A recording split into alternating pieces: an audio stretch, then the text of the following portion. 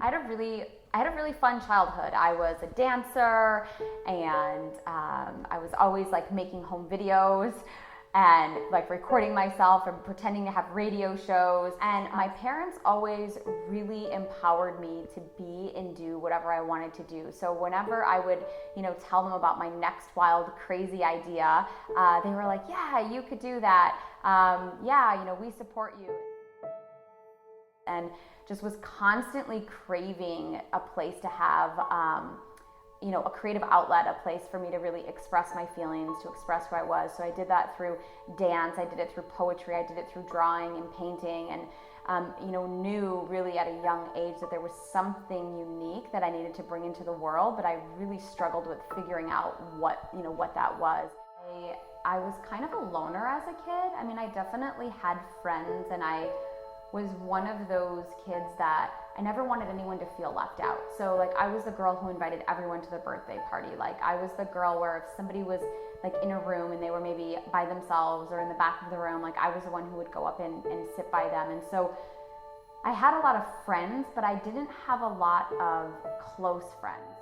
Kind of how I've done life. Like really like having this desire to like bring people in close, but through a lot of different experiences in my life, and something that I've really been working on is like how to take that guard down and be more vulnerable to like bring people in.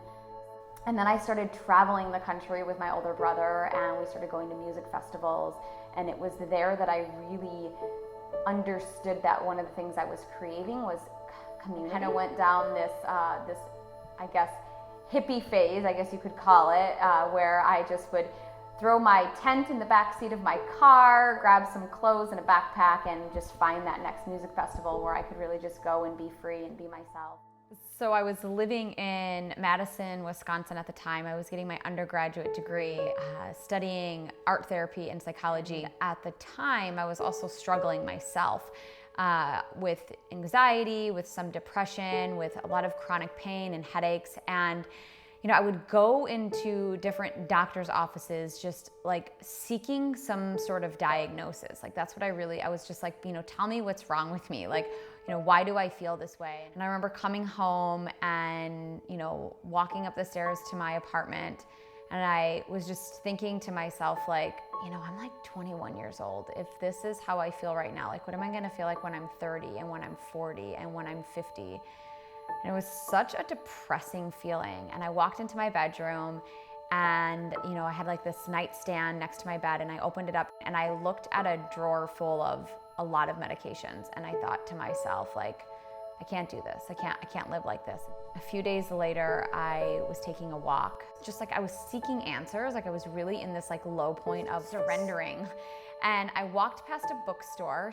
What caught my eye is that there were these like colored like rainbow circle images on the front. So I went into the bookstore and I picked up the book and I started flipping through it, and it was a book on the chakras. I thought maybe this is my answer. I just was reading and reading and reading, and for the first time in my life, my physical symptoms were starting to make sense from an energetic place. In 2005, I packed up everything that I owned and drove out to Boulder, Colorado, because I was determined to get into Naropa University.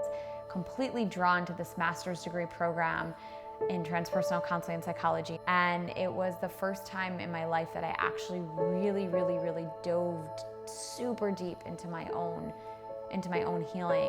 The peeling back of the layers like solidified completely that like my mission and my purpose on this planet was to be a healer and to work with people and really teach them how to go deep into the core of who they are. So I lived in Colorado, and I worked with kids, and I worked with my private practice, and I started dreaming up all of these visions of what I could do, what that could look like. And there was always this vision of like a retreat center or a facility or something. And so that's really where my vision for like this holistic approach to autism, like that's really where that came from. And it was around that time that I started going for that Pepsi grant, the $250,000 Pepsi grant, and chasing after something that I thought was what was next. But it's always interesting how we fall into fall into things. And we were in the field of working with children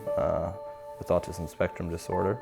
But she was my boss, so I had to be very skillful and tasteful in my flirting with her. And we liked that work, we enjoyed that work, it was fulfilling. But you know, it was actually an economic reason that we wanted to make some extra money. There was this shame around the massive amount of student loan debt. And I can remember, like, my husband and I, we would take these Saturday walks, and we would walk through these neighborhoods, and we would, you know, look at the homes, and we would like look at this like lifestyle that we thought was like the ticket to happiness, right? And we would say, I wonder what those people do, or, you know, I wonder if we could ever have a life like that. And, you know, I would think in the back of my head, like, that will never happen for us. Like, we're gonna be in student loan debt for the rest of our life. It was like this story that I was just like repeating over and over and over. And it was around that time that a friend of mine had introduced me to network marketing. Like, I had no interest at all in doing any kind of like side business as she like kind of presented it to me. But she said something to me was, this might be an opportunity for you to pay off your student loans. And so she hit me in that pain point, right? Like, she hit me in that place where she knew I was struggling the most. And it was like hook, line, and sinker. And so we launched this business. It was like our first venture together as entrepreneurs and as business owners. And we found a lot of success. We found a lot of success there. But the success didn't last. And it came with a lot of things I wasn't expecting. Yeah, it did fall apart. So, see, that was challenging, you know. It was, I went back and got a sales job for a while, and, you know, I was good at sales and I was making money doing that, but I wasn't working for myself again. But about 2 years before it really did kind of slow down and stop working as well as it was, I had a meditation experience, and it really was clear in that moment that that path we were on with our former business wasn't the path we were supposed to be on. And I can remember one day being in my bathroom, and on the mirror I had like all these goals written down, and I was reading them, and I was like so disconnected. They weren't even things that were resonating for me. They were goals that I thought I needed to hit. And that feeling of like that was what was going to bring me happiness, and it wasn't actually bringing me happiness, felt like I had been like lied to. And, you know, we talk about like loneliness, or we talk about like being alone on this journey of entrepreneurship. And it was probably one of the first times in my life that I not only didn't recognize who was looking back at me in the mirror, but like I felt so alone. And, you know, shortly after that, that business began to literally crumble from beneath us. Like, everything we had worked so hard to build was like falling apart. And the ability to not be honest about that struggle felt so inauthentic to the values of who I was as a person, that we knew that we needed to walk away. Like, we knew that we needed to leave something behind that we had brought so many people that we loved and cared about into. And it was probably that moment was the real bottom. Or a big lesson of that journey is that you kind of have to trust a little bit, and you have to keep moving, and sometimes you have to give up the good to go for the great. We started meditating, we started diving deeper into personal development, and it was those moments that I think laid this foundation of where we're at now. I realized that wasn't the only way. That business wasn't the only way to achieve our dream. When I started reflecting back on like, what is it that I really enjoy?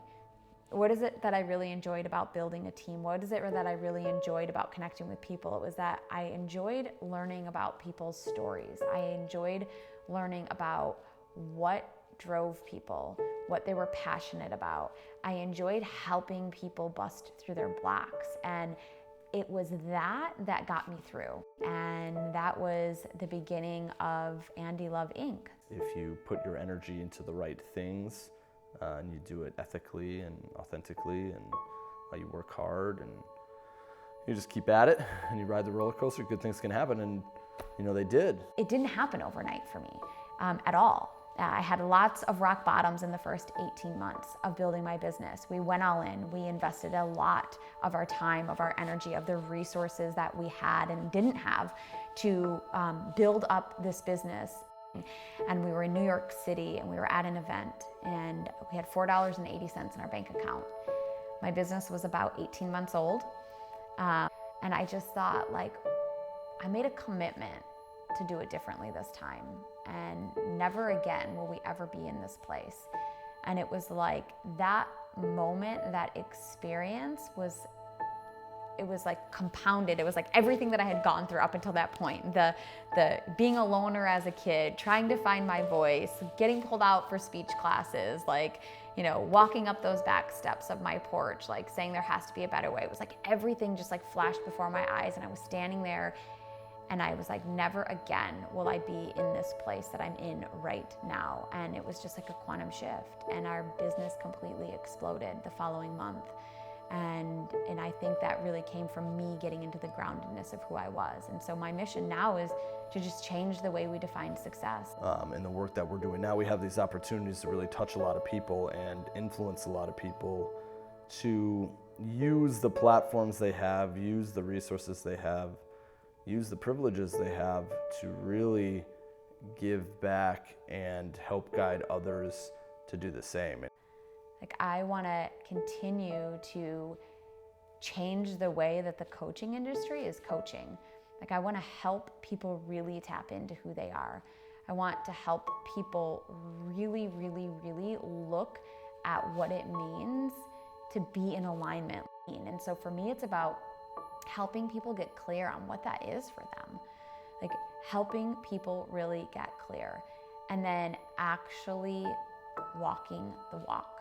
And so, we have huge dreams and we have huge visions of not only just making an impact, with our clients, but making an impact within our communities, and then making a bigger impact within, our country and in the world, and helping other people make those same types of impacts and giving back and changing the way that this industry is doing things.